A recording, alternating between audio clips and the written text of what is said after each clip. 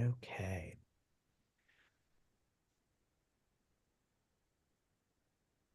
So welcome everyone to this discussion with Martin Duberman and Richard Schneider Jr. For Martin Duberman's new book, The Line of Descent, Gay Outsiders and the Shaping of History. My name is Greg Newton. I am the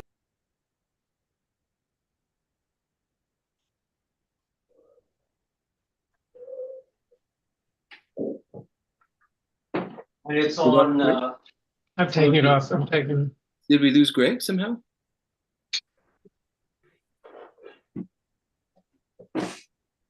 He left. I don't think he left. He must have. I'm now seeing a dog. What happened? Yeah, that's my dog. Sorry. Whose dog? Who said that? Soon he'll be Matt? back. Matt Schwartz. Hi. My dog. Oh, cute. Thank you. okay. I am back. Sorry. You scared us. Sorry. Can everyone hear me now? Yeah. Yes. Okay. Okay. Welcome Sorry back about that. to Earth.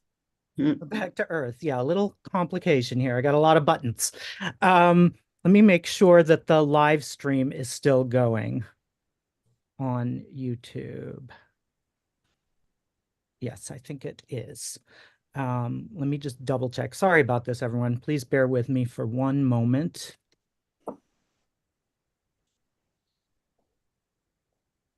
Okay.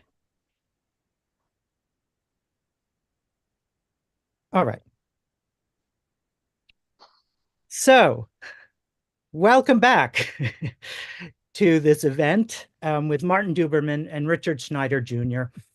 For Marty's new book, The Line of Descent. So my name is Greg Newton. I am the co-founder of the Bureau of General Services Queer Division, which is the queer bookstore, all-volunteer independent queer bookstore inside the LGBT Community Center. That's at 208 West 13th Street in New York City. And we are we're open Wednesdays through Sundays from 1 to 7 p.m. And then we often stay open later when we have events. I'll be putting information in the chat function. So you can, links to our website, etc. So you can check out our upcoming events on our website. You can also sign up for our bi-weekly newsletter. So I'll put that in the chat function in a bit. And the only other thing I wanted to say is we would welcome your support by donations or by purchasing books. So I'm going to put a link in the chat so you can purchase Martin's book. A few of you have already purchased it from us. So thank you very, very much. That helps us to keep doing what we're doing. But I'll also put a link in so you can make a donation, either a one-time donation or a monthly donation, which is tax deductible through our fiscal sponsor, Fractured Atlas. And before I introduce Martin and Richard, I'm going to read a land acknowledgement. So give me 1 second. So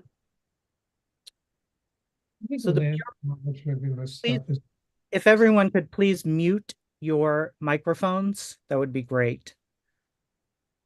So the Bureau acknowledges that our organization operates on the unceded land of the Munsee Lenape. We encourage you to join the Bureau in signing up to make a monthly donation to the American Indian Community House's Mannahatta Fund. The Mannahatta Fund, according to its website, is an invitation to all settlers and non-Native people who wish to acknowledge the legacy of theft and genocide that comprise the history of New York City and the United States. And you can find out more at mannahattafund.org. I'll put that in the link in the chat function as well. We also want to recognize that today is the 125th day of Israel's genocidal campaign against the Palestinian people, funded by our tax dollars and enabled by our government's unwavering support. We hope that you will join us in calling for an immediate permanent ceasefire, an end to the siege, and an end to the occupation in order to stop the collective punishment of Palestinians and to ensure the swift delivery of much-needed food, water, medicine, fuel, and medical aid to the people of Gaza. And now it is my distinct pleasure to introduce our two guests. So, Distinguished Professor of History Emeritus at CUNY, Martin Duberman is the author of some 24 books, including Stonewall, Cures, Paul Robeson, Haymarket, and Jews, Queers, Germans. He is the recipient of numerous awards, including the Bancroft Prize, the Vernon Rice Drama Desk Award, 3 Lambda Literary Awards, a special award from the National Academy of Arts and Letters for his contributions to literature, the 2007 Lifetime Achievement Award from the American Historical Association, and the Whitehead Award for Lifetime Achievement. He has been a finalist for both the National Book Award and the Pulitzer Prize, and has received honorary degrees from Amherst College and Columbia University. He lives in New York City. Richard Schneider Jr., editor, is the founder and editor-in-chief of the Gay and Lesbian Review Worldwide, formerly known as the Harvard Gay and Lesbian Review until the year 2000, which he launched in 1994. Taking his doctorate in sociology at Harvard in the early 1980s, he was a university lecturer for the next decade before founding the GNLR as a sideline while working for a Boston consulting firm in the 90s. The magazine has been his full-time job since 1999. He lives in Boston with his partner, Stephen Hemrick. I should also mention GNLR is the publisher of Martin's book, and we sell the Gay and Lesbian Review at the Bureau, so you can always check it out in our store. And now I'll turn it over to Richard and Marty. Please give them a warm, visible welcome. I don't know how visible the welcome can be, but thank you. Thank you very much for the introduction. After the introduction, you can see why I'm doing the interview. After these bios, you can see why I'm doing the interview and Marty is the one being interviewed. His scholarship is very, very impressive.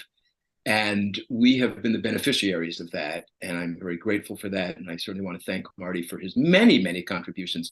The book contains some 18 essays, most of which appeared in the GNLR going back to 1997, I believe.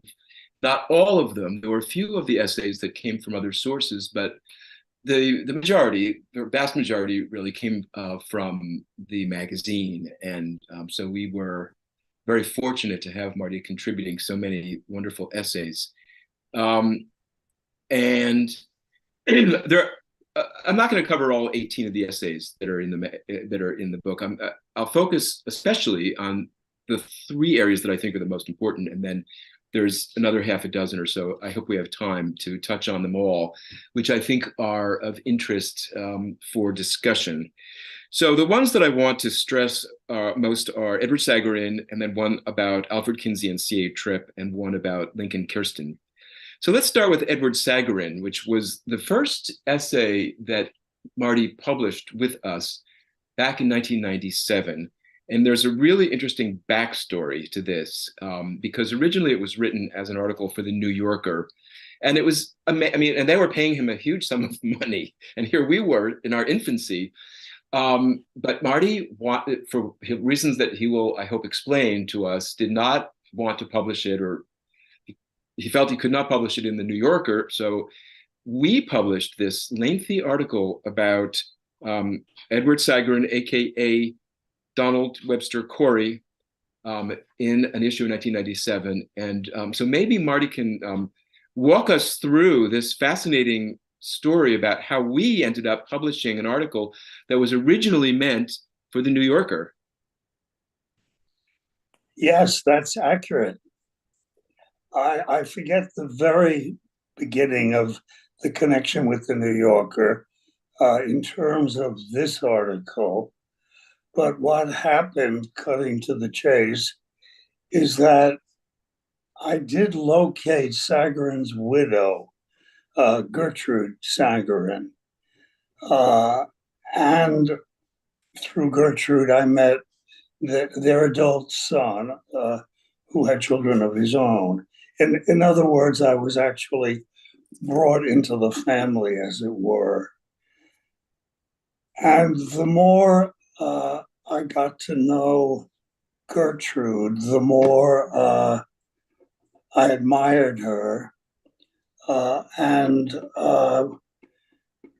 I've never, as a scholar, tried to please anybody, because that way lies all kinds of problems. But I did deeply want to please Gertrude. And the point came where she said, "What are you going to do with all of this material?" And I told her that I had approached the New Yorker with it. And they all but immediately said, "We'd love it, yes." And then they mentioned the sum, and I very nearly fell to the ground. Then, as a semi-poor academic, I mean, I've never heard such figures for a single event of any kind. So on I went, and on I continued to see them and do a great many other interviews and so forth. The point came, if I'm remembering accurately, where the initial deadline for the New Yorker was due. And I decided I had to tell Gertrude where it was headed. We hadn't yet gotten to the material that would have answered that by itself, namely, what did you know about your husband's extracurricular activities? And if you knew at all, when did you learn and what were the circumstances? But all of that having been gone through, Gertrude, with tears really, and to say begging me is no exaggeration, to not send it to the New Yorker. She was, if I think this is the ballpark is accurate. She was about 80 years old. As she put it, I don't have very long. All of my friends read the New Yorker. Everyone will know. My life will be hell. Mine is a generation that still doesn't understand. And I may find myself bereft of friends and support. That was a tough blow for me, because I was already had tenure in a university, so it wasn't a publish or perish occasion. I didn't have to publish the article. Anyway, to cut this to the chase,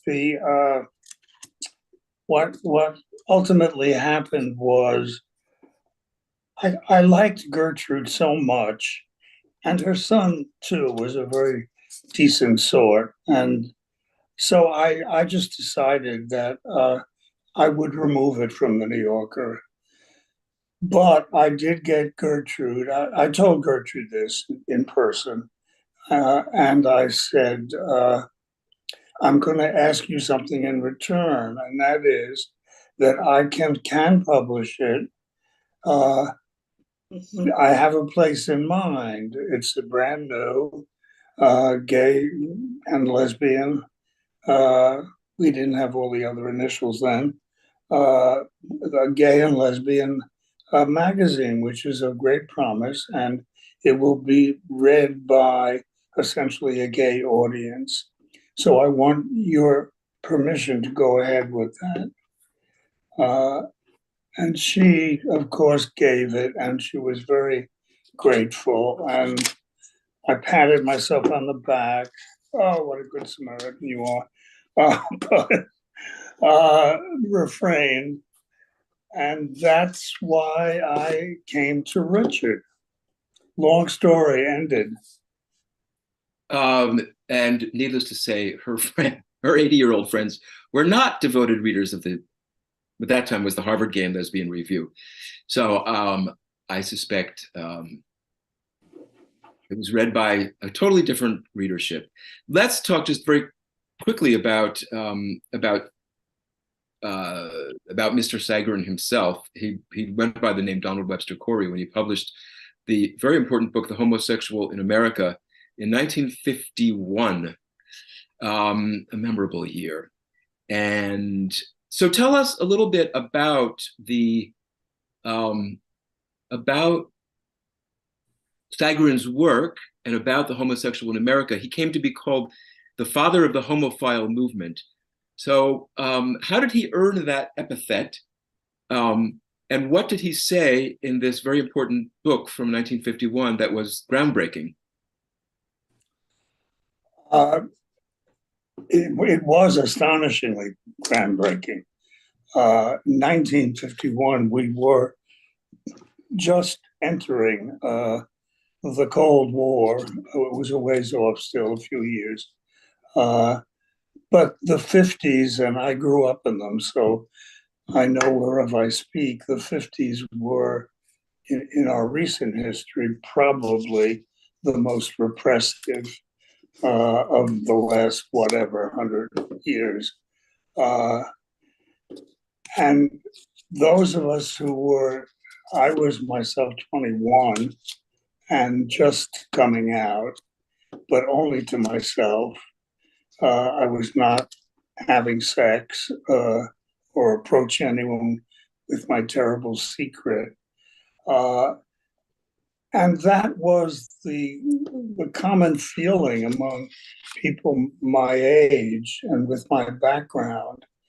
Just glancing at some of you, though I only can see, in fact, 5 of you, you're not as old as I am, but you're old enough to have experienced some of those horrors for yourselves, I'm sure. If you know that period at all, you'll know that someone, in this case Sagarin, coming out with a full book in which he says homosexuality is not an illness. It is a genetic condition that in and of itself carries no weight. That is going to make you neither a saint nor a sinner. It just depends on the particular social environment and the particular set of parents you happen to end up with. I confess that that, as I just posed it, remains to me an ongoing subject for debate. And the debate stands, as I see it, in an unfortunate space. Essentially, it's dead. You don't hear any discussion of, quote, the origins of homosexuality. You have to go to some very specialized journals, which I did for one of the pieces Richard cites. What made the book so important, and most of the early homophile leaders of both Daughters of Bilitis and Balanchine, I interviewed many of them, and almost uniformly, they said, this book changed my life. I had no idea that there was a counter theory to our being sick pathological creatures, somehow born evil, but the explanation didn't go into any detail. So, as they told me when I talked to them for the article, and that includes Barbara Giddings, who many of you know, I'm sure. Many of the people who were then active in Balanchine, like Al De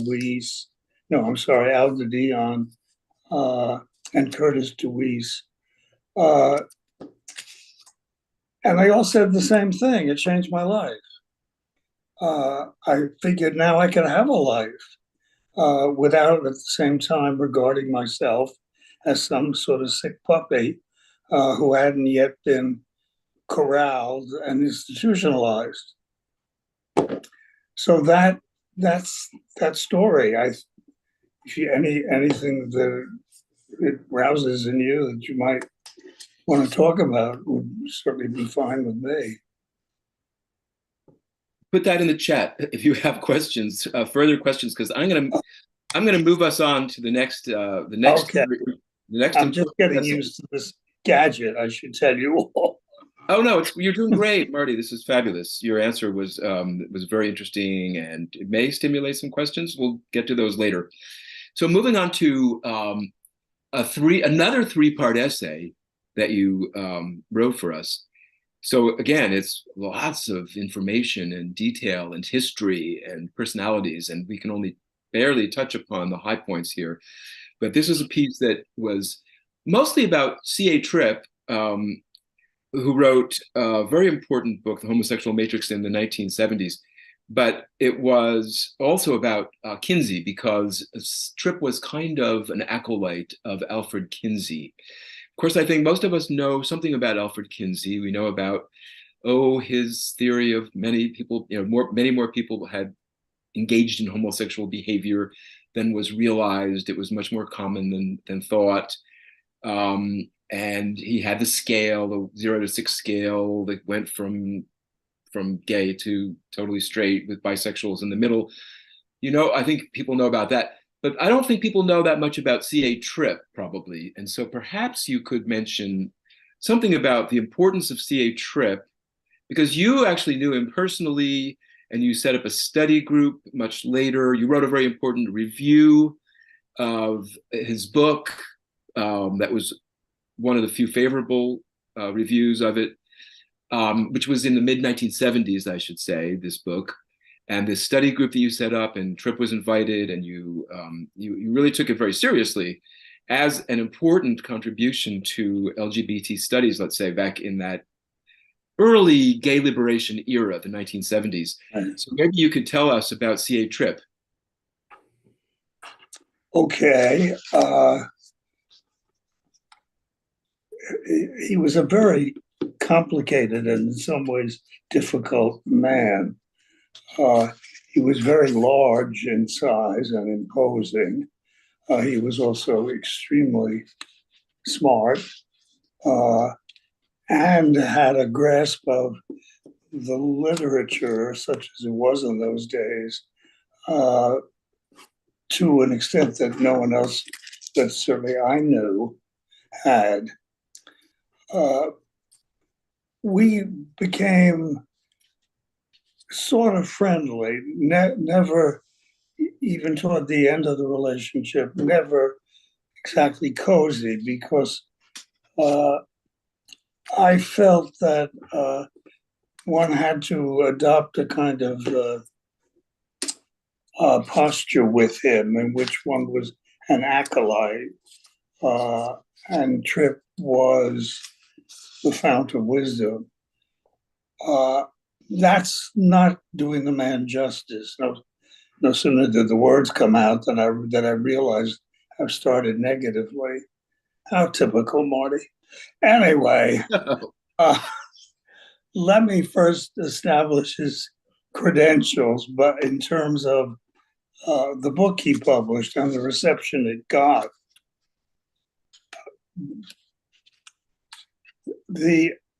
I was at the time just beginning, in the early 70s, I was just beginning my own researches into what I thought and hoped might be a book about the history of sexual behavior, since at the time there was almost nothing.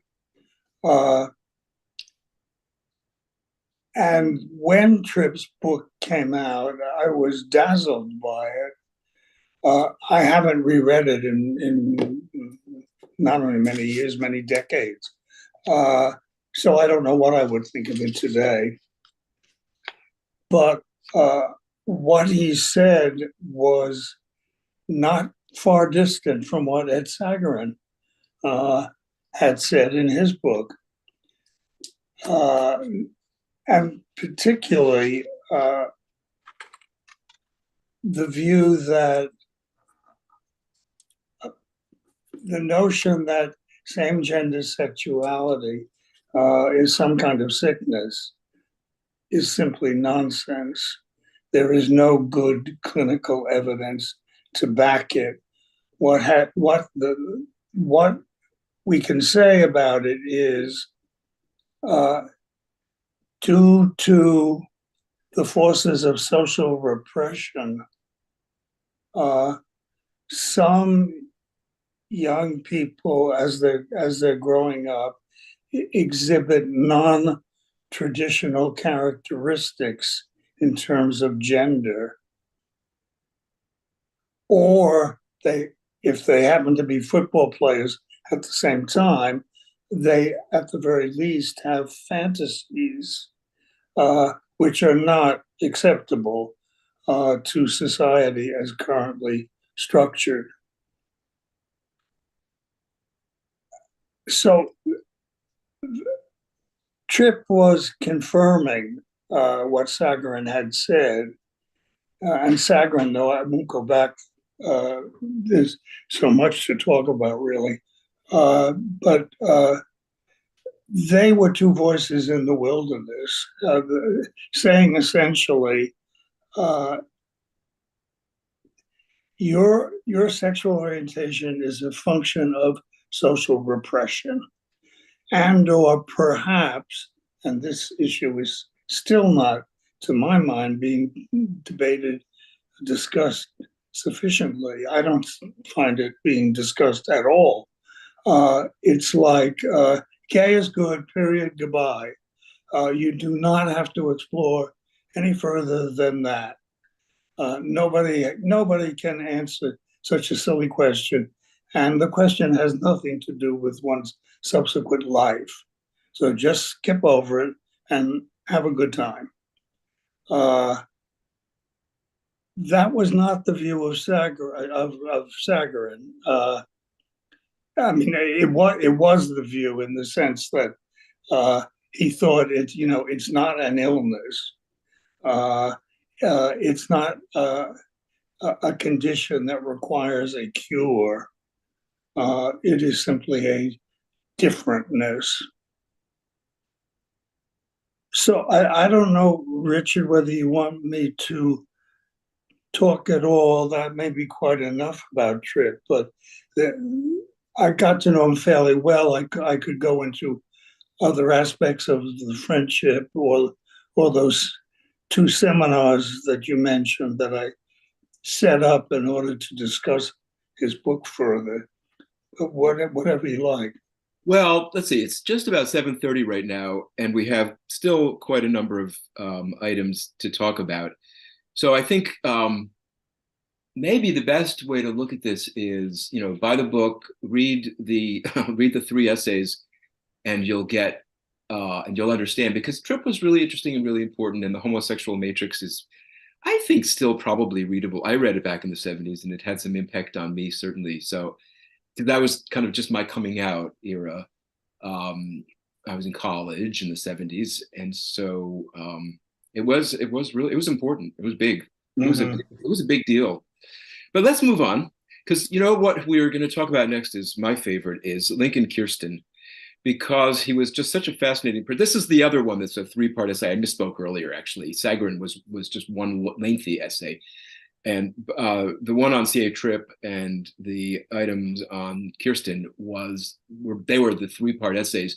And again, there's lots and lots of material here. If you're interested in ballet, if you're interested in George Balanchine, and specifically the New York City Ballet, those are all, the history of those are all discussed at length. So Lincoln Kirstein, I think he was born like in the very early 20th century. He was a fascinating person.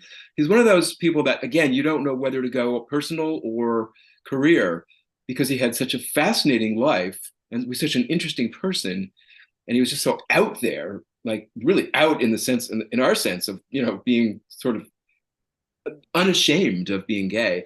But at the same time, what he accomplished was, co-founding the New York City Ballet, getting Balanchine to come from Paris to help him do that. These were huge accomplishments.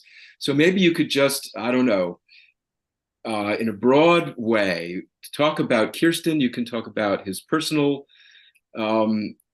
life, or his accomplishments with Balanchine and the New York City Ballet, whatever is your preference. Okay. Well, I did not know Kirstein, unlike the other two people. Well, actually, I never met Sagarin either. I met his family. Kirstein was a remarkable figure, as Richard has said. The first thing that pops into my head is that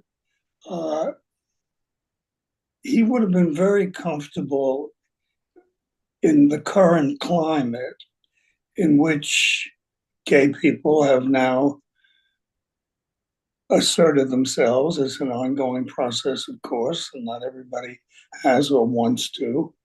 But we're miles from where Kirstein was in terms of time and space.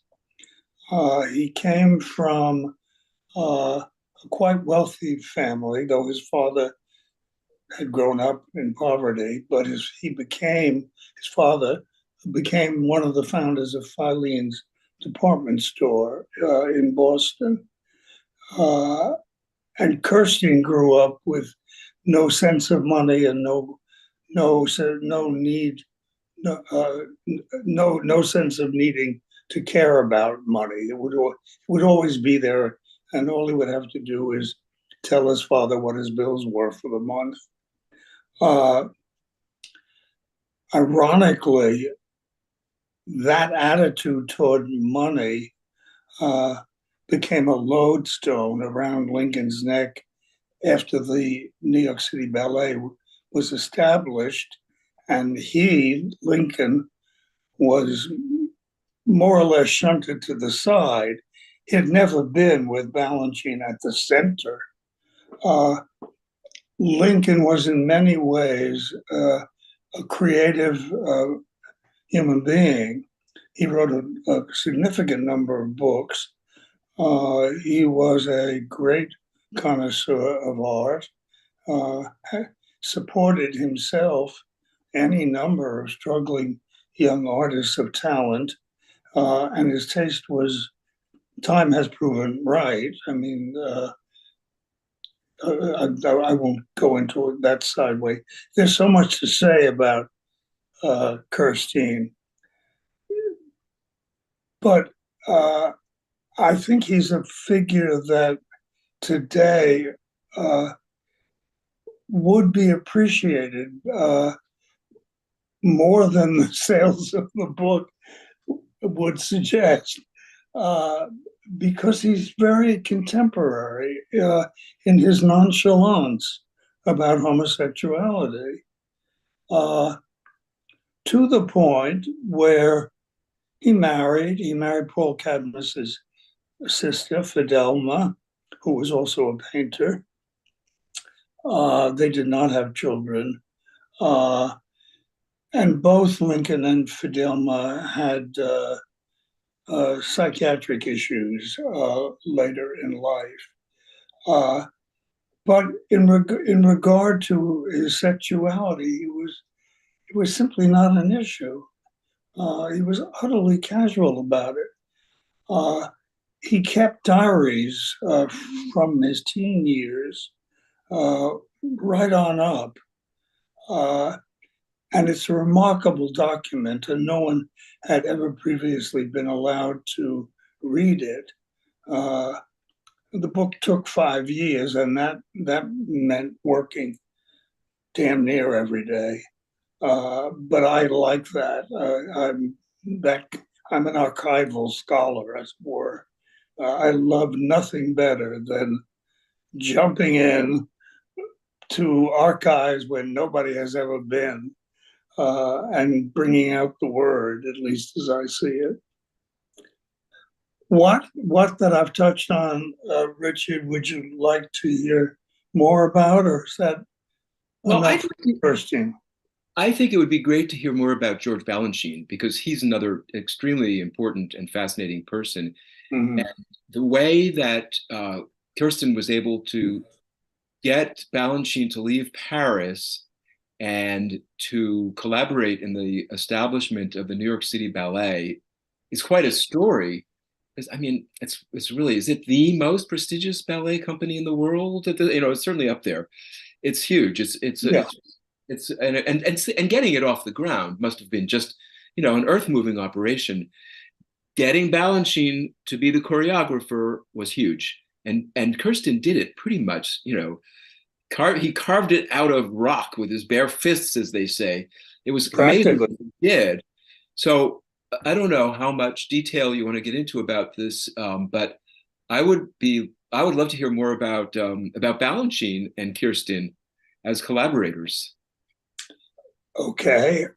I think the most shocking part of the research to me came in exactly this area, and that is the relationship between Balanchine and Kirstein. Almost nothing was known, though they were contemporaries together in building this extraordinary institution. Lincoln did almost all of the shit work, and Balanchine created his ballets. In fact, and I felt this rather deeply, that Balanchine has gotten scot-free historically. And he was indeed a great genius of dance. I myself was, would go to the ballet all the time in the 50s through the 70s, probably. I certainly didn't go after Peter Martins came in, but that's a whole other story. Balanchine, as I read him, though I don't put it quite so vulgarly, was not a very nice man, which one, I guess, expects from a certified genius.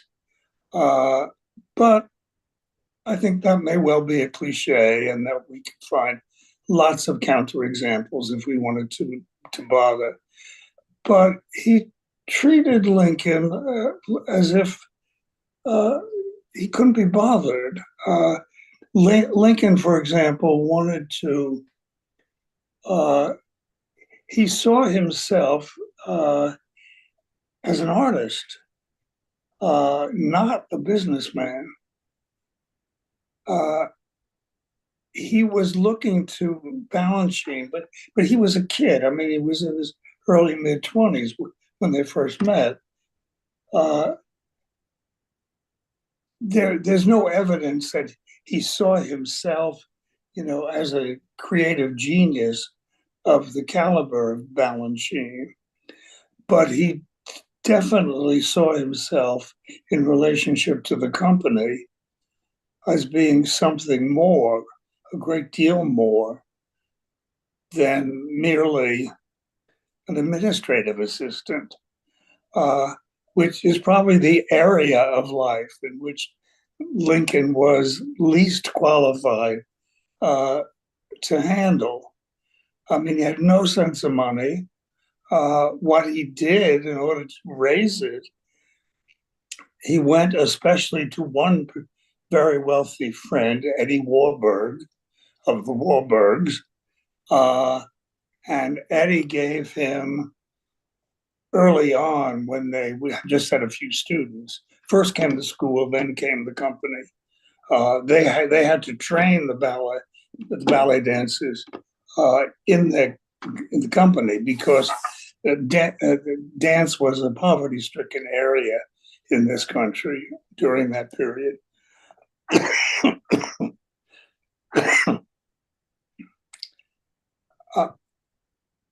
The fact is, in the early years, when Balanchine was told he had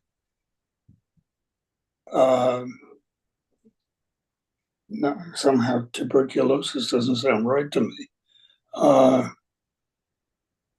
think I have it right.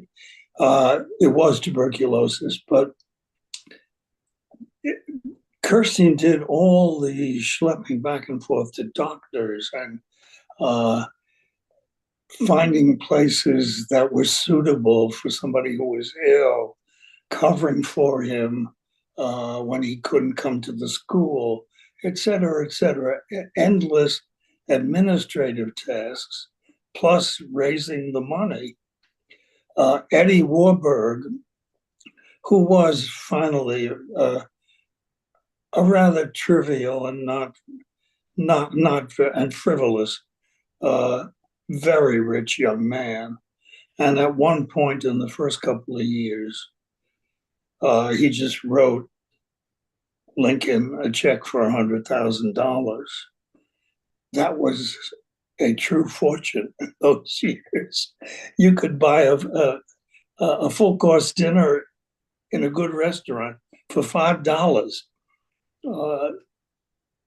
I can remember doing that myself, and it was still later than the period we're talking about. So yeah, I've got a chip on my shoulder about Mr. Balanchine. I'm probably the only living person who does. But I take nothing away from his creativity. But as a human being, I think he was quite closed off, not available to the trials and tribulations of mere mortals.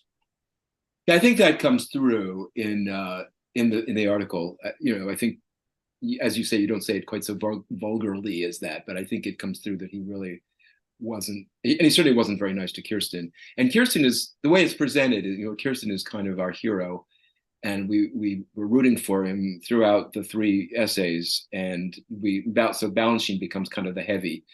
But let's move on. We kind of want to stop and fairly soon. And I have a number of people, but I'm going to skip to Andrea Dworkin, who you wrote about, because she was a really interesting character. I promised that I wasn't going to ask any gotcha questions, but I did. I know. But I wanted to ask you about Andrea Dworkin, because your view of her and your take on her in the piece that you wrote is so different from the impression that most people have. And probably most people who are listening and watching right now remember Andrea Dworkin along with Catherine McKinnon as sort of these anti-sex radical lesbians who wanted to censor pornography and take it away from us and do all kinds of bad things. Even she didn't seem to be particularly pro-gay. She didn't seem to like gay men all that much. I could be wrong about that. And you'll correct me. Given the impression that most of us probably have or remember of Andrea Dworkin, your view is that she was a really important activist in her own right. How so? You're right in the sense that Andrea has gotten through time a lousy press. And in part, that was simply visual because Andrea, as a young woman, started to put on weight and in a real sense never stopped. And she did nothing to, quote, beautify. She did not even, until illness forced her to, go on any kind of diet. But as someone who knew her, at least in the early 70s, I knew Andrea after she came back from living in Europe. She was a young woman just out of Bennington, who raised hell when she had to go to, what was the hospital? As a young woman, though, she had some vaginal bleeding, and she was brutalized by the two doctors who handled her, and she let it be known, as she did throughout her life, and primarily in terms of injustice.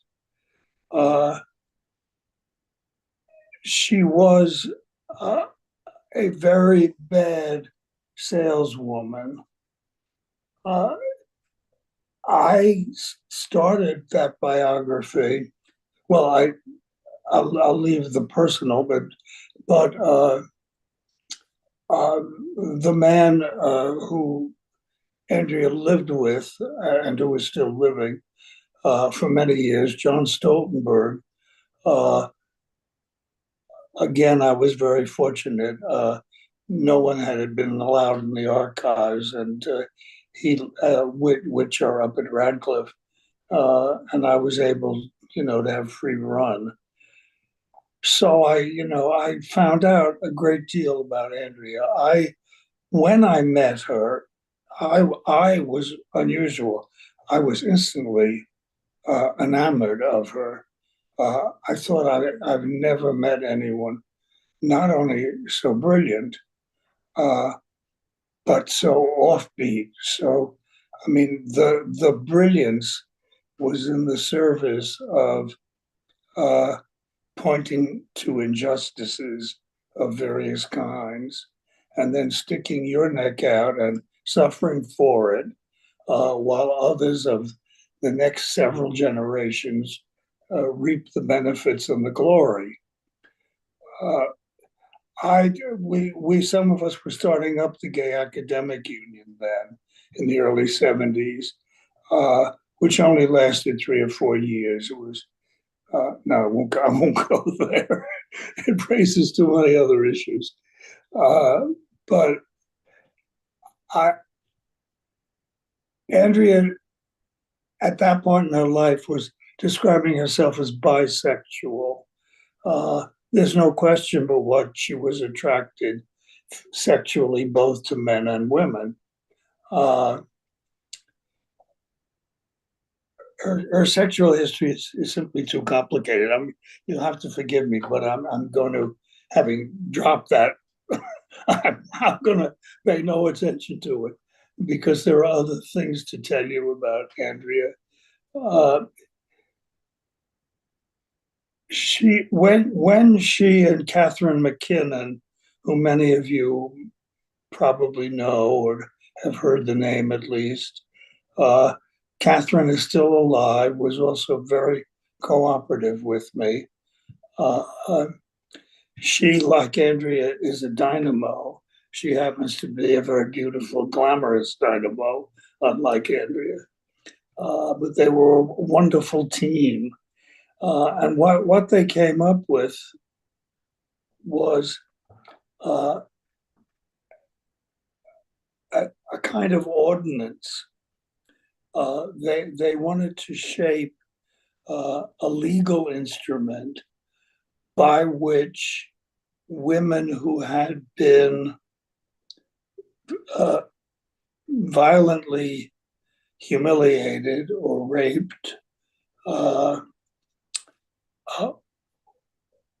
or described the unhappiness in their lives as due to the traditional roles of mother and spouse that they had been slotted into.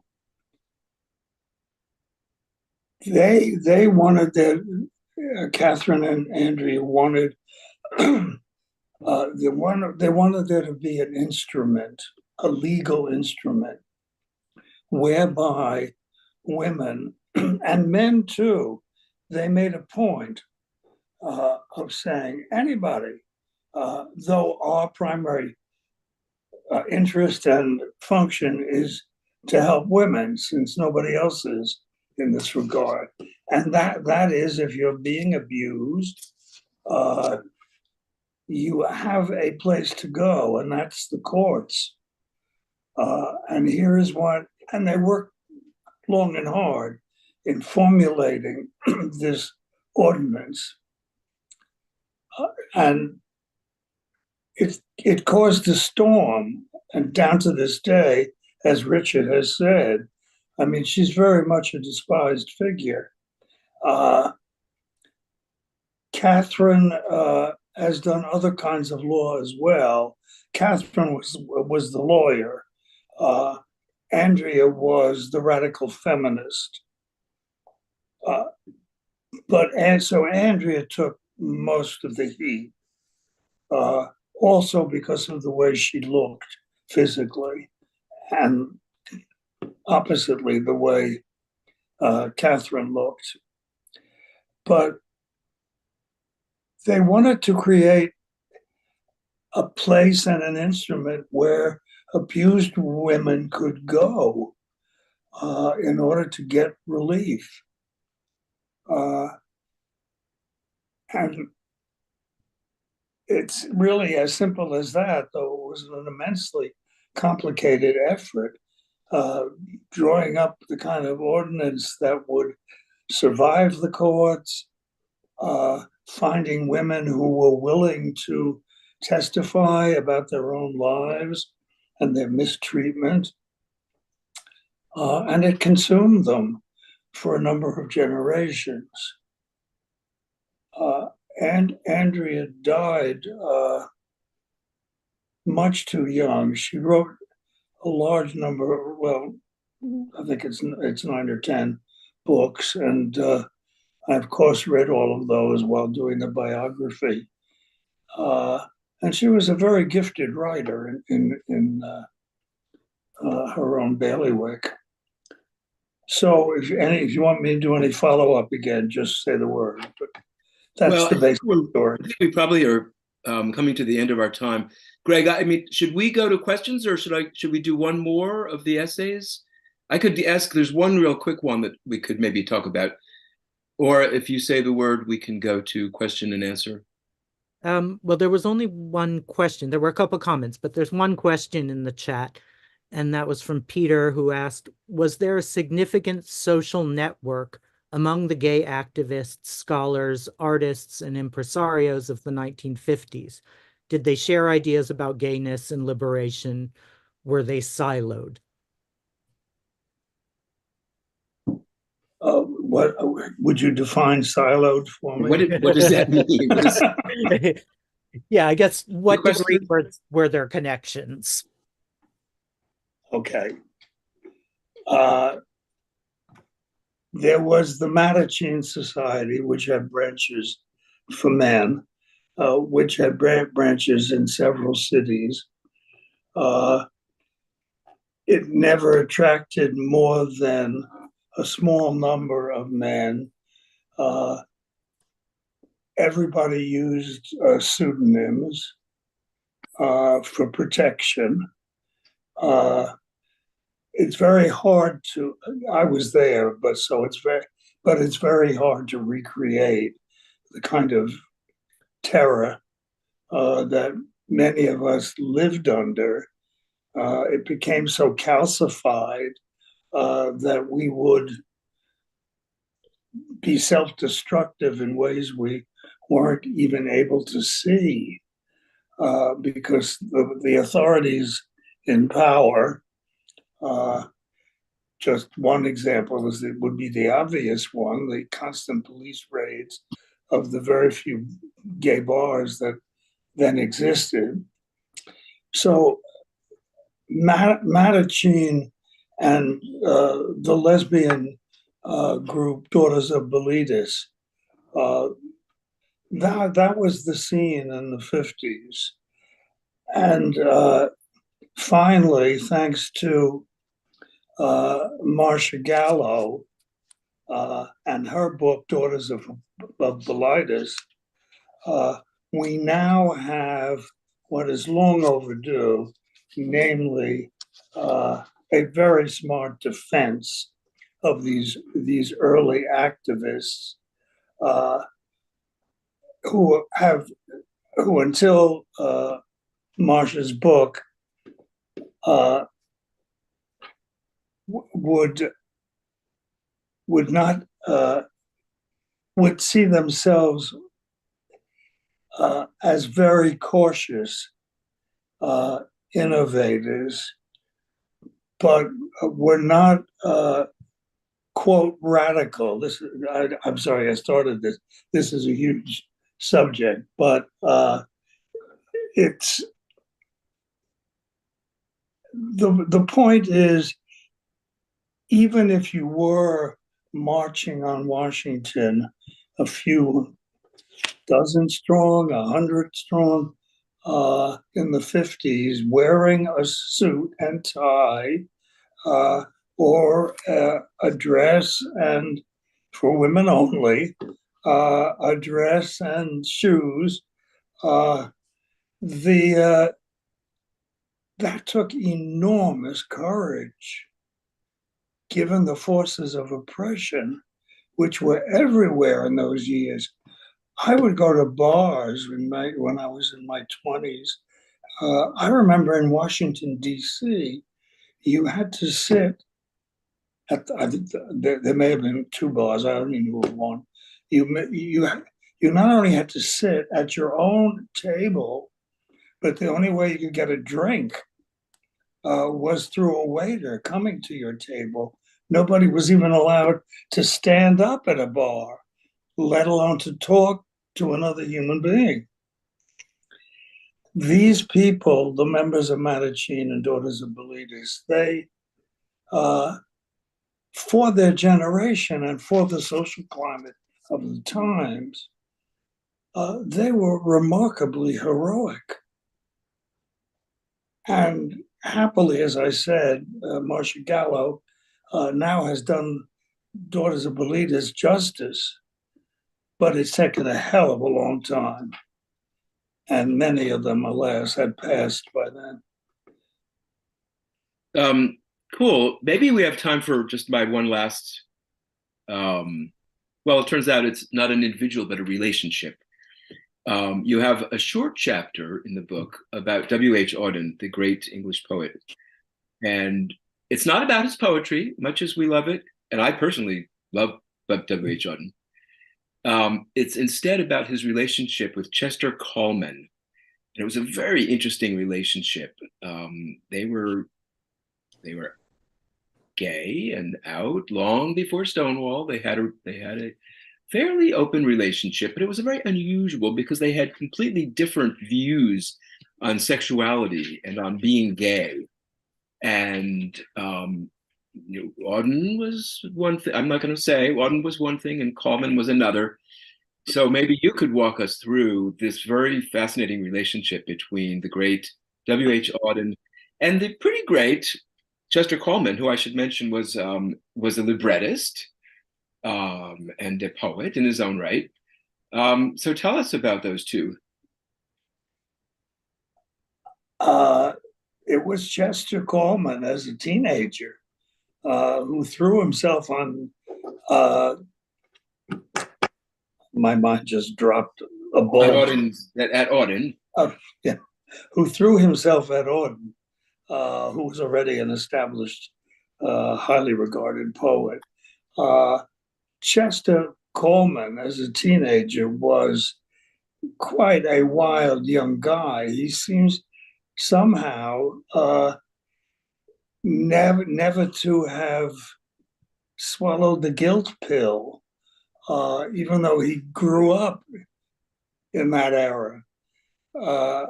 He thought being gay was just terrific, and he loved sex, and he couldn't get enough of it, and apparently was very skilled at it. whereas Auden grew up in an England that was, very, very stiff and proper. And Auden never was comfortable with his own sexuality. He never denied it, but he didn't enjoy it. He went through the traces, but not the drive wasn't the drive was so covered with garbage being churned out by the society and the press that the element of terror was a strong mix in Auden's sexual drive.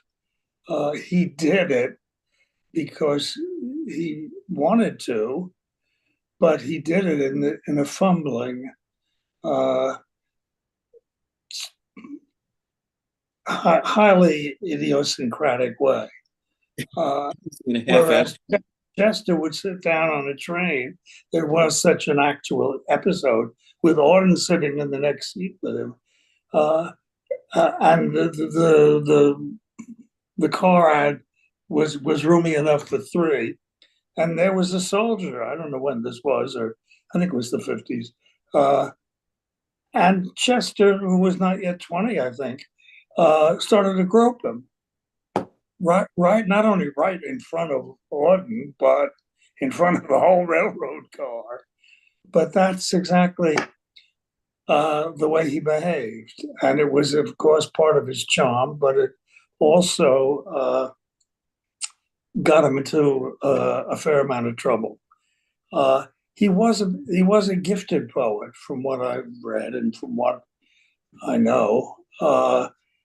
And Stravinsky, they collaborated. That is, Lincoln and Chester collaborated on a couple of librettos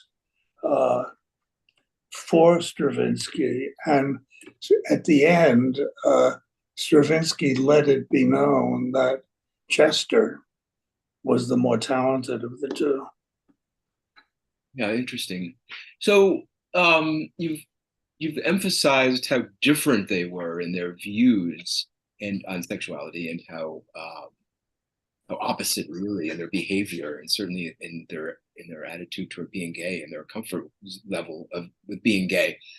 So what kept them together? They were kind of an item. They lived together. They collaborated for years. So being as different as they were, what was the basis of their staying together all those many years? I'd have to resort to a cliche. They were deeply fond of each other. Sex, Chester made clear from very near the beginning that he was not monogamous, would never be, and Auden should take it or leave it. Even in the earliest years, Chester was simultaneously having an affair, a quite prolonged and passionate affair with the poet Harold Norse, since some of you may recognize, though his reputation has withered more than a little. Chester loved to cook. They would Chester loved the people that Auden knew. He was very fond of Auden, but I think this may be doing a disservice, but I think it's accurate. He was a kid who was, wanted to get where the action was, wanted to meet famous people, wanted to have great times, and being carted along by Auden to these various parties and events opened up everything to him. I mean, Auden was recognized quite early on as what he was, a genius. And and he was welcome everywhere. But he was a quite difficult character. Yeah. And drink was the devil for him. Yeah. I mean, I get the sense that, I mean, Auden, correct me if I'm wrong, I get the sense that Auden was genuinely in love with Kallman. Kallman was not in love with Auden, especially. He, as you say, was very promiscuous. He loved the life. He loved the glamour that Auden provided. So it was maybe a little bit of a quid pro quo. And my sense was that, I mean, maybe the tragic part of it or the sad part of it, I think Auden was genuinely in love with him. I think you might be right on target. Yeah. Except you managed to put it in a few words and I went rambling on. Oh, But no. I think you've got the essence of it. Yeah. Auden was in love and Chester was enjoying the contacts. He was in like. Chester was in like and Auden was in love or something like that. Yeah. Greg, how are we doing? I probably should not introduce a whole new topic because we're past 8. Are there other questions or? There's one other question. So Bob Lederer wrote, I really appreciate Marty's wonderful historiography. I have a question about Andrea Dworkin's mistreatment by male doctors after her arrest for an anti-Vietnam War protest in 1965. She was being held in the Women's House of Detention, and her insistence on exposing this situation created a huge controversy. Can Marty talk more about this turn of events? I think you have it exactly right. And I think you've summarized it very well. I don't know that I can really add much. I know for some reason Grace Paley's name pops into my head, the wonderful activist and poet.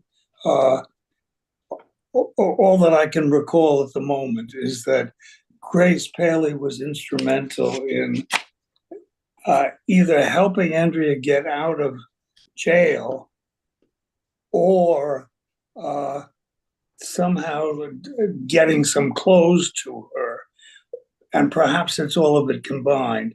It is in the biography, my biography of Andrea. So you can get more details there, but I'm afraid that's all that's at the top of my head. Well, that's certainly good enough for me. I hope others agree. So that I think I'm done here. If there are no other questions, Greg, I don't know what have you got? Why don't we just end? Larry Mass is asking what new projects Marty is working on now. Hi, Larry. Hi, Larry, you devil. Yes. Larry knows me so well. He knows that I'm on to something because I don't know how to sit still and enjoy life. Amazing. You are amazing, and you're an inspiration to us all, Marty. I mean, you're still going. Still going, yeah. Not quite as efficiently, but getting there. I have begun a new book, and it's weird because it has nothing to do basically with any of my preceding scholarship. The working title is Russia and Her Jews. Nobody gay is in the book. The word gay is never mentioned. It all ties in with the fact that as I get older, I feel more in touch with my own father's Russianness and Jewishness. He was an immigrant who came over relatively late, as these things go, age 22, not speaking a word of English, unaccompanied, and not having a nickel in his pocket. He ran away from the army. We need more of my father now. But I sadly got even further in touch with what, of course, I've long known, and that is that my father and I have the slenderest of relationships. I've belatedly come to feel that he suffered for the rest of his life from culture shock. He was a laborer on a beet plantation in the Ukraine, illiterate and dumped in New York City with no contacts. Eventually, he himself, through remarkably hard work, brought over some of his family, a member at a time. Anyway, without going too deep, as I've aged, he's come back. He's not here to hold my hand, alas, and he never did while alive. But I'm searching for something that I'm not quite sure of, some reconnection from a connection that in fact never really happened. So maybe I'm still searching for the original connection, which I never got. But in the process, I'm learning a lot about Russian history and Jewish history, Russian Jewish history. It's wonderful to be, after all these years of concentration as a scholar on our boring country's history, to be plunged into the Romanovs is quite a delightful shift. I'm hoping to finish the book, but it's such a large project that I know I may be kidding myself, but in the meantime, I'm having a good time. Sounds good. Great. Thank you so much, Marty, and thank you, Richard. This has been a really interesting discussion. Just a reminder for folks, we do have Marty's book. Well, I should say books. We have many of Marty's books at our bookstore inside the center. So please stop by and check those out. And this video will live on our YouTube channel. So if you know anyone who wanted to make this and didn't, they can check it out there. That's youtube.com/@BGSQD. So thank you, everybody, and have a great night. Thank you so much. Bye. Bye.